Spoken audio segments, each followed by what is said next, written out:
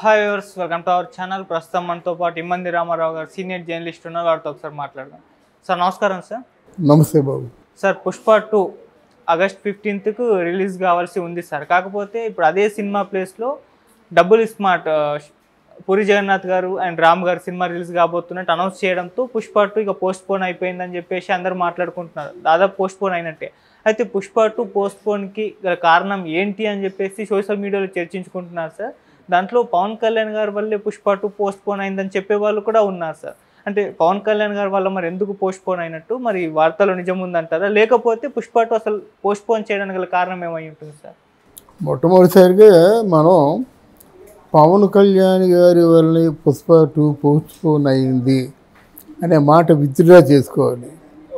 ఎందుకంటే ఒక మంచి ఊహించని విజయంలో, ఊహించని స్థితిలో, ఆయన లైఫ్లో ఒక ఎక్కడున్నానో తెలియనటువంటి పరిస్థితి, ఆయన కళ్ళలో కూడా ఈ కంఫర్ట్స్ కోరుకోలేదు.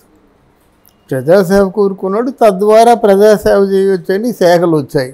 కానీ ఇది అందరికీ ఊహలు ఉంటాయి, ఆ ఊహలు నిజం అవడం ఎంత గొప్ప. అటువంటి స్థితిలో అక్కడ ఉన్న వ్యక్తి మళ్ళీ కిందకి దిగదారాడు.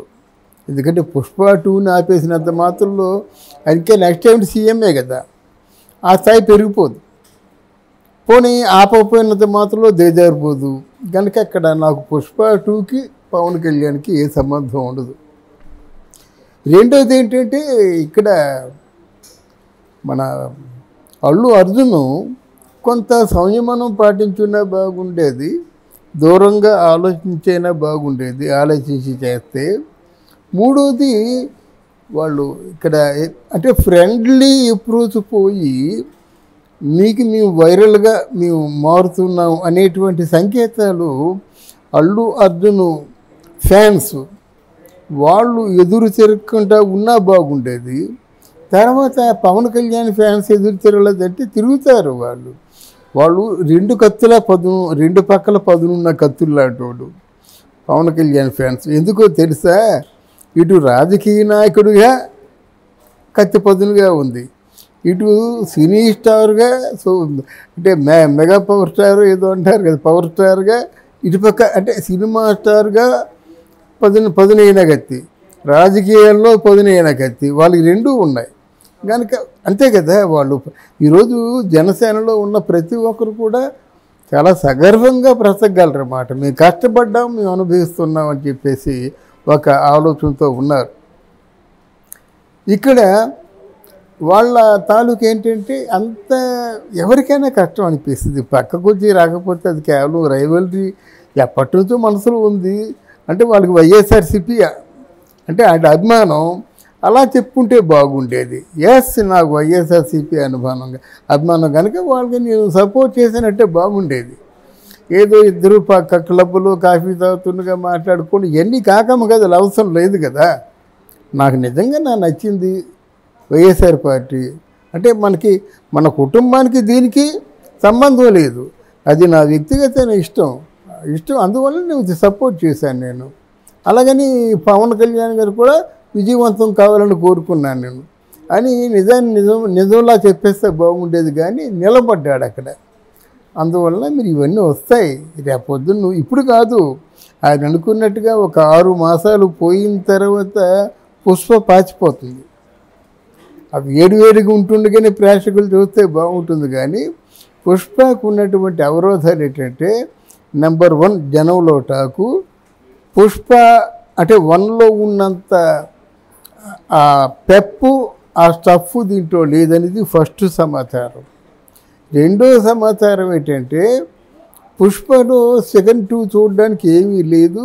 అది మామూలు కేవలం దానికి ఎక్స్టెన్షనే, ఎన్హాన్స్మెంటే ఉంది. కానీ క్యారెక్టర్లు పరిచయాలు, క్యారెక్టర్లు పోకడ, క్యారెక్టర్ల తాలూకు కథా కమామిషి అంతా పుష్ప 1లో వెళ్ళిపోయింది. రెండోది ఎంత సాగదీస్తారు ఉంది. ఇకపోయినట్టు మీకు పుష్ప 1లో మీకు పాటలు హెల్ప్ అయినట్టుగా పుష్ప 2లో పాటలు హెల్ప్ అవ్వలేదు. పుష్ప 1లో ప్రతి పాట హిట్ అయింది, దానికి ఎక్స్టెన్షనే కదా పుష్ప 2. ఇప్పుడు కూడా సాంగ్స్ రిలీజ్ అయినా బాగానే ఉన్నాయి, బాగా రెస్పాన్స్ వచ్చింది సార్ ప్రేక్షకుల నుండి. ఏది ఇప్పుడు రిలీజ్ అయిన సాంగ్ పుష్ప నుండి వెన్ కంపేర్ టు పుష్ప 1లో ప్రతి పాట హిట్ అయిందండి. ఇక్కడ నెంబర్ ఆఫ్ అంటే నెంబరు మిస్ అయింది, నెంబరు తక్కువ హిట్ అయింది. నెంబరు అంటే పుష్ప మీద క్రేజీ ఎంతైతే పెంచుకుంటున్నారో దానికి సరి సమానమైనటువంటి క్వాలిటీని ఇవ్వలేకపోతున్నారని ఫీలింగ్ ఉంది. దానికే వీళ్ళు అనుకున్నట్టుగా బిజినెస్ రాలేదు. ఆ బిజినెస్ అంటే సంబంధిత చిత్రానికి తగినంత బిజినెస్ రాకపోవడం కూడా కొంచెం ఆలోచించుకోదగ్గ పరిణామం. వాళ్ళు తీసిన డబ్బుకి రావాలి కదా, వడ్డీలు సరిపోవాలి కదా, ఆర్టిస్టులు ఈ డైరెక్టర్ వీళ్ళ రెమ్యునరేషన్లో ఒక 200 కోట్లు ఉంది కదా. అందువల్ల ఇన్ని కారణాల చేత పోస్ట్ పోన్ చేశారు. కానీ దానికి పవన్ కళ్యాణ్కి దానికి సంబంధం లేదు. తర్వాత ప్రజలండి, పవన్ కళ్యాణ్ తాలూకు జనసేన ప్రజలు, వీర మహిళలు కానీ జనసేన కానీ ప్రజలు ఒక మాట చెప్తాడు, ఎవరి విషయంలో కూడా మీరు తలదూర్చొద్దండి, జాగ్రత్తగా ఉండండి, సంయమనం పాటించండి అని చెప్తాడు.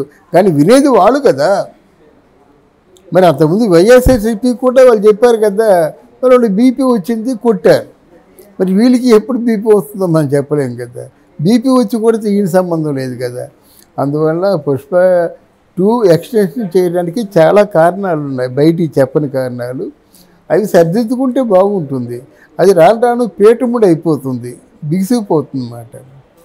అది చిరంజీవి గారికి కూడా కొంచెం అసహనం కలిగించినటువంటి సందర్భం వచ్చేసింది. పోనీ ఇప్పుడు ఏమైందంటే కొన్నిదల కుటుంబమా, అల్లు కుటుంబమా, అల్లు రామలింగి లేకపోతే ఈ చిరంజీవి ఎక్కడుంటాడు, ఇటువంటి వాదన ఎప్పుడైతే వచ్చిందో వ్యక్తిగతంగా ఎవరు మాట్లాడకూడదు. మాట్లాడితే దాన్ని మించిన గబ్బు లేదు. వ్యక్తిగతంగా ఎవరూ మాట్లాడుకోకూడదు. అది ఎందుకు అది టోటల్ అది క్రాస్ అయిపోయారు. ఇక్కడ ఏంటంటే పవన్ కళ్యాణ్ చరణ్ బాబు ఒకవైపు, పవన్ కళ్యాణ్ ఏమంటే చరణ్ బాబు అదంటాడు, చరణ్ బాబు ఏదంటే పవన్ కళ్యాణ్ దానికి ఓకే అంటాడు. మధ్యలో ఒక్కడు మిగిలిపోయినాడు చిరంజీవి. అర్థమైందా? ఇక్కడ అలా కాదు, total almost all deciding authority Allu వారింట్లో అర్జున్. అందువలన అర్జున్ చెప్పినట్టుగా అరవింద్ కూడా వినాలి. సరే, మరి మొత్తానికి అబద్ధాలు చోటు చేసుకున్నాయి. ఇవన్నీ ఊహాగానాల్ని మనం ఎనలైజ్ చేస్తూ మాట్లాడలేము. ఈరోజు ఒక ఊహాగానం ఉంటుంది, రేపు ఒక ఊహాగానం ఉంటుంది. అంటే ఇక్కడ మనం ఏమనుకోవాలంటే ఓవరాల్గా తప్పు బన్నీ మీదే ఉంది. తెలియ చేసినా సరే మళ్ళీ ఆయన ద్వారా కలుసుకోవడం అన్నది ఉత్తమం. 2 ఫ్యామిలీలు చిన్న ఫ్యామిలీ కాదు కదా. అది ఇండస్ట్రీకి ప్రెస్టీజియస్గా ఉన్నటువంటి కుటుంబం, మెగా కుటుంబం మిమ్మల్ని వెలివేయలేదు. మీరు మెగా కుటుంబాన్ని వెలివేసినట్టుగా బయటికి ప్రజలకు కనిపిస్తుంది. కనుక దాన్ని సరిదిద్దుకుంటే ఏమీ లేదు, సరిదిద్దుకోవడంలోనే విజ్ఞత కనిపిస్తుంది. అది okay. Thank you so much sir. Thank you అమ్మా, థ్యాంక్ యూ.